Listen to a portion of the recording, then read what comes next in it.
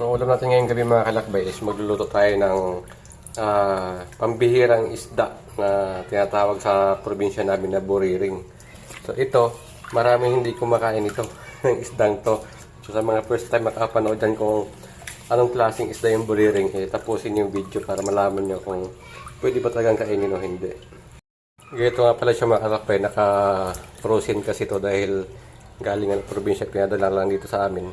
So ito yung itsura niya. Oh. Yan. Yan. Ano pang tawag sa isdang to dyan sa lugar ninyo mga kalakbay? Kung saan nakaabot yung video na to, pa-comment naman kung kumakain ba kayo nito dyan sa lugar nyo. Isdang buriring. Yan, lumambot na siya. Pakita natin para ano. Yan. So, ganito siya. Oh, yan. Pagka titigan mo talaga siya, para siyang lahi ng butiti. Pero ito maliliit. Tsaka marami kasi nagsasabi na hindi daw ito kinakain dahil nakakalason. Pero hindi ito totoo. Papakita ko sa inyo na hindi talaga nakakalason to. Mamaya, pag naluto to, pakita ko sa inyo na talagang nakakain to sa amin. Tsaka, pambihirang isda to. Sa mga gaitong month lang sa habagat season to lumalabas. Ito naman mga kalakbay yung isang special naman na dahon ng punong kahoy sa amin sa probinsya namin na tinatawag na libas. So ito yung perfect partner doon sa isdang buriring pagka niluto natin ng paksiw. Kasi itong dahon kasi na to pampaasim siya at saka pampatanggal lansa. So sa probinsya nyo mga kalakbay, meron din bang ganitong dahon na tinatawag na libas? Pa-comment naman kung saan umabot yung video na to. Ayun, natawag pa nga ako ng expert sa pagluluto ng buriring mga kalakbay. Oh. Yan, ayan na yung libas at saka yung buriring.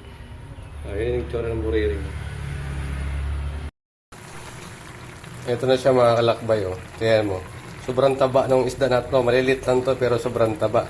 Hindi ka ba makakapakain yan? Nilaw sa taba yung sabaw.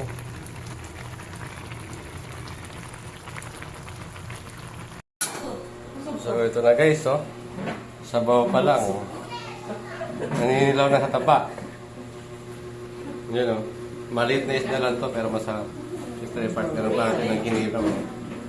So, dito namin patutunayan na hindi talaga nakakalason to. Kain na tayo. Aray, init ah. Ito na yung buriring guys, oh. Buriring. Ito. Si kalakbay ang papatunay na ang buriring ang pwedeng kainin. Sarap ng sabaw. Init. Takaw sa buriring. Pasok-pasok. Manda natin yung sabaw.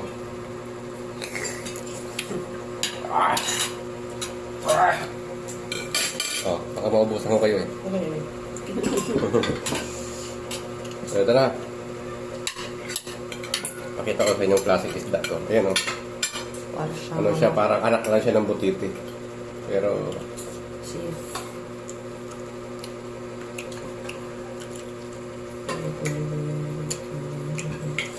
harap, taba.